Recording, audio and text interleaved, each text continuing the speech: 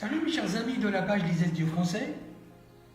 Aujourd'hui, je prépare une petite démonstration qui concerne le compte-rendu objectif et critique d'un texte historique. Ceci est destiné aux apprenants du baccalauréat. De prime abord, je commence par une petite question. Comment faire votre compte-rendu au baccalauréat?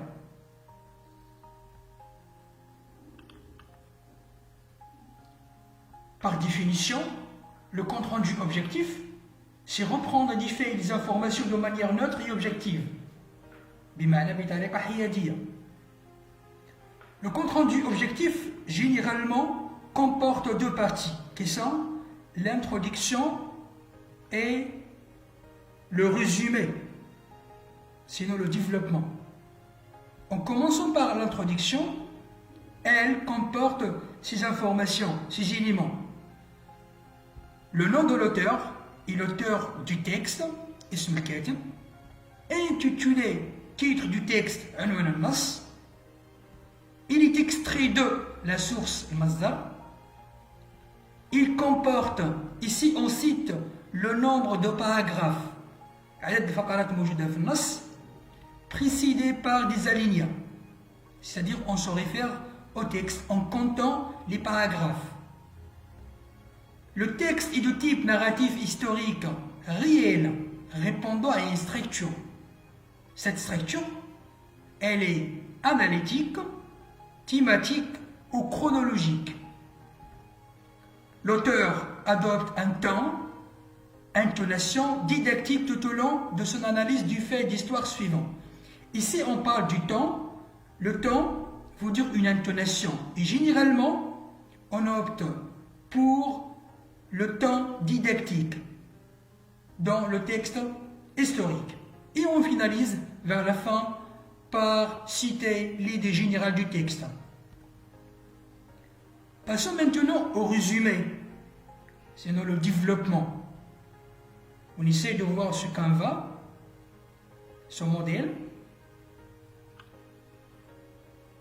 La deuxième partie du texte est résumée selon la troisième personne du singulier qui remplace, bien sûr, l'auteur, que ce soit il, elle, l'auteur, l'écrivain, etc. Tout en prenant l'essentiel et en faisant apparaître l'énonciateur et ses intentions. Et voici le modèle. Au cours de son développement de l'idée générale énoncée dessus, l'auteur aborde les faits historiques suivants.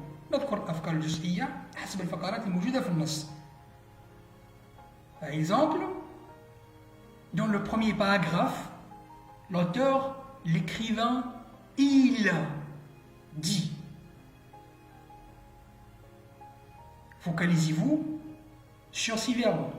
Dire, avancer, parler, aborder, rendre hommage, etc. Ce sont les verbes les plus utilisés lors de la réalisation d'un compte-rendu objectif d'un texte historique.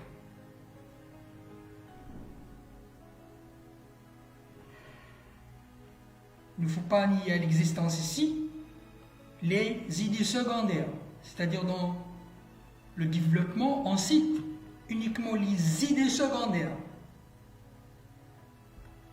Passons maintenant au compte-rendu critique, subjectif. Ça concerne uniquement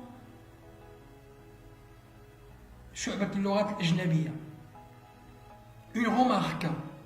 Quand on vous demande de rédiger un compte-rendu critique, naqdi, vous ajoutez cette conclusion. Faites attention. Et voici le modèle. Pour conclure, je. Donc il y a un jugement personnel. Je peux dire que l'auteur a pointé du doigt un fait historique dont les plaies restent encore ouvertes et que nous touche de près, nous, génération d'aujourd'hui. Ainsi, je ne peux que lui partager son analyse. Ça, c'est un modèle pour critiquer l'auteur.